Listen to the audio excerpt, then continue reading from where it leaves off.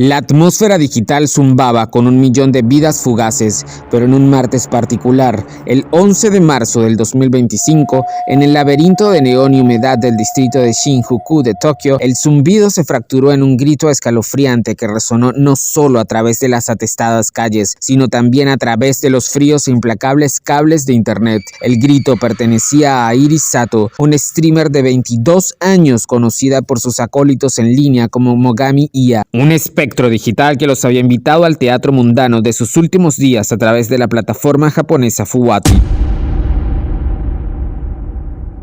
Bienvenidos criminalistas a un nuevo caso, el secreto de Iris Sato. Airi, con sus sonrisas efímeras y los fugaces destellos de su existencia, alimentada con ramen, había tejido sin saberlo una red de conexión con extraños. Le enviaban barajitas digitales, aplausos virtuales manifestados como yenes, y en los rincones sombreados de sus corazones, algunos albergaban un afecto más profundo o quizá más posesivo. Entre ellos acechaba un hombre de 42 años llamado Kenji Tanako, que cambiaría la vida de Airi para siempre. Takano no era un mero espectador casual. Era una sombra en la periferia digital, su mirada en la forma pixelada de Airi con una intensidad que rayaba en la fiebre, siempre fijo y atento a ella. Le había colmado de afecto digital y luego, en el turbio territorio donde la adoración en línea se desangra en la expectativa del mundo real, había comenzado a ofrecerle obsequios mucho más tangibles, préstamos, susurros de promesas a través del vacío digital que ascendían a la asombrosa suma de 2 millones de yenes, una inversión que validaba una fantasía que solo existía en su mente. El aire esa mañana en Shinjuku estaba denso como la habitual mugre urbana. La cacofonía de voces y tráfico era un constante murmullo, pero para Airi estaba a punto de convertirse en un escenario para un espectáculo de horror transmitido en línea. Su teléfono, su compañero y confesionario constante, estaba grabando. Sus seguidores dispersos por todo el mundo en el brillo solitario de sus pantallas eran testigos, voyeristas involuntarios de una pesadilla que se desarrollaba en tiempo real. Más de 10.000 personas en línea durante su transmisión. Pero la normalidad de esta transmisión se hizo añicos sin previo aviso. Una repentina y aguda respiración, un grito ahogado que se abrió paso a través de los altavoces, seguido de un golpe sordo y nauseabundo, interrumpió la transmisión. La imagen, una vez vibrante con la belleza fugaz de Airi, navegando felizmente por su mañana, se disolvió en una negrura plagada de estática. La conexión digital, una vez un salvavidas para ella, se convertía ahora en su tumba. El pánico se extendió como una onda a través de la audiencia en línea. No era ningún experimento psicológico ni social. ¿Se había colgado la transmisión? ¿Se había tropezado Airi hasta caerse? Pero el terror crudo de aquel único grito persistía con un miembro fantasma digital que apavorizó, que se aferró a los corazones de los que estaban en línea. Luego vinieron los verdaderos susurros, los mensajes frenéticos. Alguien había visto algo, un fugaz destello de una figura oscura, un brillo metálico siniestro y unas gotas de sangre. Afuera, en el mundo real, entre la multitud desconcertada de Shinjuku, los testigos corroboraron el horror digital. Hablaron de los gritos desesperados de una joven, truncados con una brutalidad final, y luego una figura de pie sobre ella y una mancha oscura floreciendo sobre el pavimento prístino, como una pesadilla pintada en asfalto.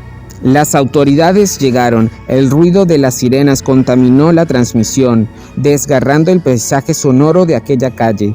Allí estaba él, en medio de los horrorizados espectadores de tiendas y vecinos. Kenji Takano, sus manos, quizás aún temblorosas, estaban teñidas de carmesí. En su posesión, 2 cuchillos, uno de ellos resbaladizo con la evidencia innegable de una vida brutalmente extinguida. La frialdad del acero contrastaba con la calidez de la sangre que aún goteaba, un testimonio silencioso de la violencia repentina. El motivo, tan retorcido y mundano como una deuda olvidada, comenzó a emerger de las sombras de la mente de Takano. Pero ¿quién era Airi y qué secretos ocultaba bajo su fachada de Mogami Ia?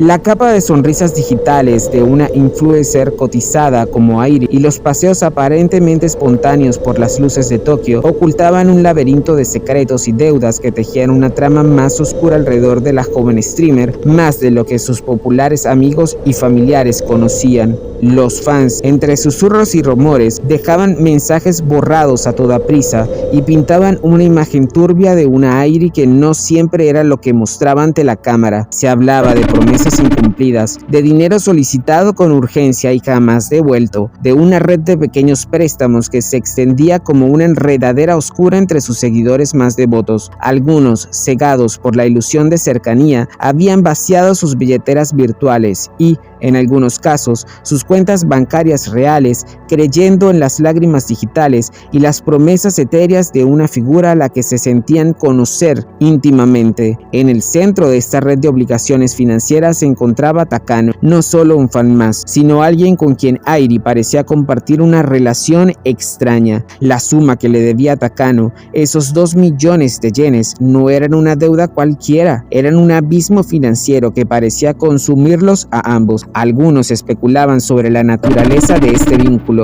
y más allá de la admiración de un seguidor, ¿había alguna relación entre ambos? ¿Qué secretos compartían? ¿Qué promesas se habían cruzado en la oscuridad de los mensajes privados? La insistencia de Takano en la devolución del dinero, la rabia que lo consumió hasta el punto de la violencia, sugerían una inversión emocional y financiera mucho más profunda que la de un simple donante. Pero Takano no era el único acreedor en la vida de Airi. Los murmullos persistentes hablaban de otros fans, de pequeñas sumas adeudadas, de excusas evasivas y de un patrón de dependencia económica que oscurecía aún más el brillo de su persona en línea, sugiriendo que tras la pantalla, la vida de Airi Sato era mucho más precaria y compleja de lo que jamás había revelado a su audiencia. Un castillo de naipes construido sobre likes y donaciones, a punto de derrumbarse con las consecuencias fatales. Takano, alimentado por la traición percibida, los millones no devueltos que habían superado en su psique y la indiferencia que Airi mostraba hacia él, decidió rastrear a la influencer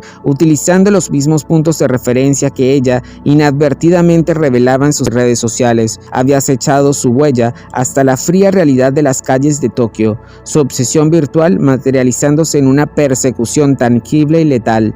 Así acuchilló más de 3 veces a Airi, confesó, luego apresado por las autoridades, una admisión escalofriante y simple: la había asesinado, pero la afirmación de que no tenía la intención de matarla resonó hueca contra la brutal realidad de las múltiples heridas, un asalto salvaje que hablaba de una rabia mucho más allá de una mera exigencia de reembolso. Cada puñalada, cada laceración parecía un grito silencioso de una frustración largamente incubada, un resentimiento que finalmente había explotado en una violencia incontrolable. Los fans, la comunidad en línea que una vez había sido una fuente de conexión y ganancias para Airi, ahora estaban sumidos en el luto y una escalofriante comprensión de la oscuridad que podía acechar bajo la superficie de la intimidad digital. El pasado, las peticiones de dinero, los relatos de amabilidad inconsistente, ahora adquirían un tinte mucho más siniestro, pintando un cuadro de relaciones complejas forjadas a través de la plataforma virtual. Las donaciones, una vez más gestos de apoyo, ahora parecían inversiones en una ilusión falsa, y los préstamos, actos de aparente generosidad, se habían convertido en el detonante de una tragedia. Kenji Takano se sentó bajo la custodia, el peso de sus acciones asentándose sobre él como una bolsa de hormigón, y el sistema legal japonés, con su potencial tanto para largas penas de prisión como para la pena máxima, se cernían sobre él como un espectro silencioso.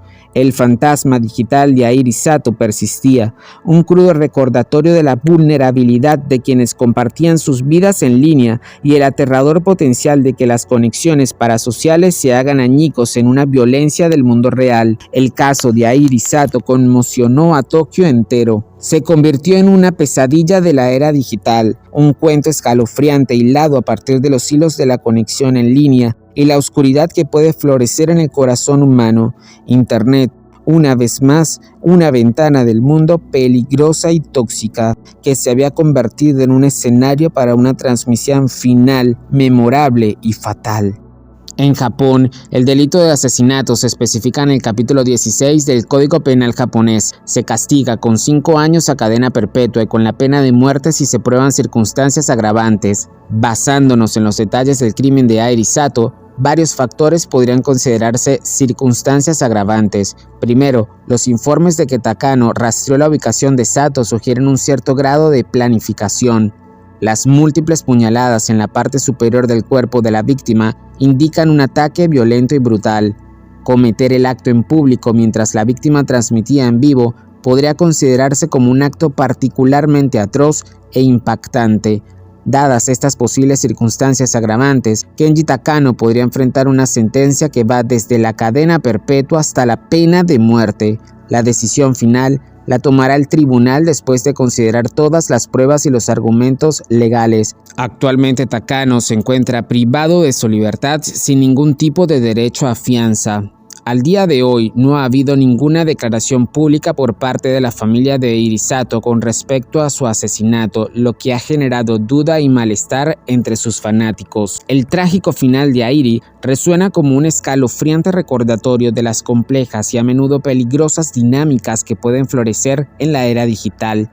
Su vida, compartida a través de la ventana íntima pero ilusoria de una transmisión en vivo, la convirtió en objeto de afecto, de apoyo emocional, de chantaje y lamentablemente de una obsesión letal. El caso expone crudamente la naturaleza de las relaciones parasociales, esos lazos unilaterales que los espectadores desarrollan con figuras mediáticas, donde la línea entre la admiración y la posesión puede desdibujarse con consecuencias devastadoras. Más allá del horror del crimen en sí, el caso de Airi ilumina las sombras de la cultura del streaming, la dependencia económica de las donaciones, la presión de mantener una conexión constante con la audiencia y poder cumplir sus expectativas, las historias de sus peticiones de dinero, de los préstamos otorgados por fans que buscaban una conexión más profunda, pintan un cuadro de relaciones donde los límites se difuminan peligrosamente, donde la generosidad puede ser explotada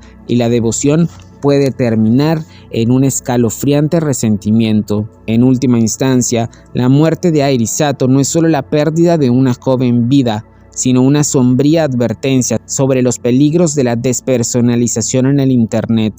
Nos obliga a reflexionar sobre la responsabilidad de las plataformas, la necesidad de una mayor conciencia sobre la naturaleza de todas aquellas relaciones que se forjen en ella y la importancia de proteger a aquellos que al abrir sus vidas al mundo en línea se exponen a vulnerabilidades imprevistas. Su historia, trágicamente inconclusa, se erige como un oscuro espejo de la sociedad hiperconectada en la que vivimos, donde la búsqueda de conexión a veces puede conducir a la más absoluta oscuridad. Criminalistas, esto ha sido todo por hoy. Si te ha gustado este video, dale like, suscríbete a nuestro canal, deja los comentarios y síguenos en un próximo episodio. Somos Los Sotocrímenes.